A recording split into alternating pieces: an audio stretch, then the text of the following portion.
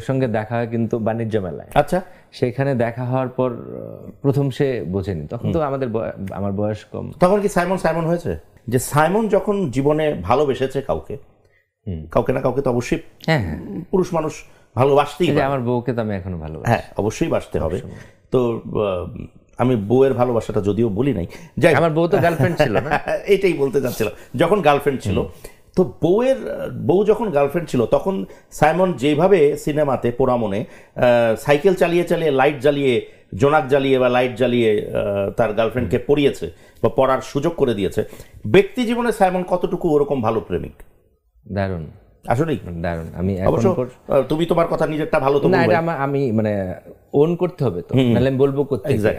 আমার প্রোগ্রামটা তো আমার বউ দেখবে বা আমার আত্মীয় স্বজন বা আমার সার্কেলে যারা আছে তারা তো জানে। সত্যি বলো, সেটা সত্যি গল্প বলো। সেটা হচ্ছে যে আমার বউয়ের সঙ্গে দেখা হয় কিন্তু বাণিজ্য মেলায়। আচ্ছা, সেখানে দেখা হওয়ার পর প্রথম সে বোঝেনি, তখন তো আমার বয়স কম। তখন কি সাইমন সাইমন হয়েছে? না, তখন সাদিক মোহাম্মদ সাইমন সাদিক হয়, সাইমন সাদিক হয়নি। আচ্ছা, 2006 সালের কথা বলছি আমি।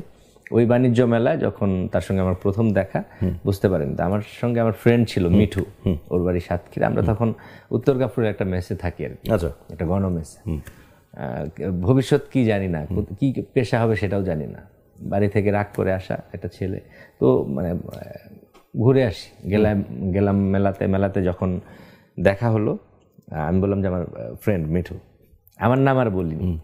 তো চুড়ি কিনতে যাই আর কি, চুড়ি কিনতে গিয়ে তার সহযোগিতা নেই আমরা। আধা ঘন্টা পর, তুই কার জন্য চুড়ি কিনতে গেছিলি এটা বল? আমি, মিঠু আর আমি মিলে চুড়ি কিনতে গেলাম আর কি, আরেকজনের। আচ্ছা, ওকে, ফাইন। তারপর আধা ঘন্টা পরে অ্যানাউন্স শুনলাম যে মিঠু আপনি কোথায়? আচ্ছা, আমি দুষ্টুমি করছি, তোকে কে খুঁজে? হ্যাঁ হ্যাঁ, আপনার সঙ্গে চুরি বদল হয়েছে দীপার। ওই মেয়েটার নাম দীপা না রে? বললো হ্যাঁ। তো আমরা বয়স কম, দৌড়ে দৌড়ে কোন থেকে অ্যানাউন্স করছি, মেলা কিন্তু অনেক বড়, অনেক বড়।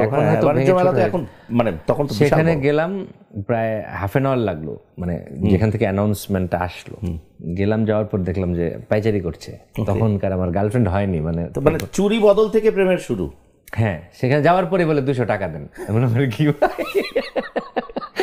এটা তো মানে ভয়ানক না? আমি বললাম 200 ঠিক আছে, মানে প্রেস্টিজ দিয়ে দিলাম 200 টাকা, কিন্তু 2006 সালে আমার জন্য অনেক টাকা, অবশ্যই, যেহেতু রাগ করে চলে এসেছি। 200 টাকা দেওয়ার পর বললো যে সমস্যা নাই, ফেরত দেবো। দিল, যেখান থেকে অ্যানাউন্স করলো সেখানে বললো যে এখানে দিতে হয়, আমার সঙ্গে নাই টাকাটা, আমি সবাইকে রেখে চলে এসেছি। তারপর টাকা যথারীতি তার ফ্যামিলি। ওই যে 200 টাকা চাওয়া, যে সহজ সরলতা, ওটা কি তোমাকে অ্যাট্রাক্ট করেছিল?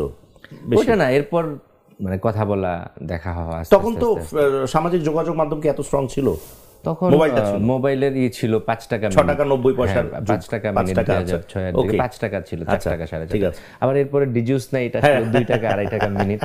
এই ওই সময়, হ্যাঁ তখনকার সময়। আচ্ছা, এখনো প্রেমটা ওইরকমই আছে। আচ্ছা, এখনো কি চুরি টুরি কিনে দেওয়া হয়? প্রচুর। আমরা মানে আমি ফ্রি থাকলে, কারণ চুরি একটা সিম্বলিক বিষয় তোমাদের ভালোবাসার মধ্যে, এখনো কিনে দেওয়া হয়। বাহ, ভেরি গুড। বৈশাখ গেল, এবার তো ঈদের কারণে হয়নি, ঈদের তো শপিং আমরা হয় না যে ফ্রি থাকলেই ঘুরতে বের হই। এখন আল্লাহর রহমতে আমাদের 2জন বাচ্চা আছে, তাদেরকে মানুষ করা, সুশিক্ষায় শিক্ষিত করা এবং মানুষের মতো মানুষ হিসেবে আমরা দেখতে চাই। বিউটিফুল, ওইটা আরো বড় প্রেম।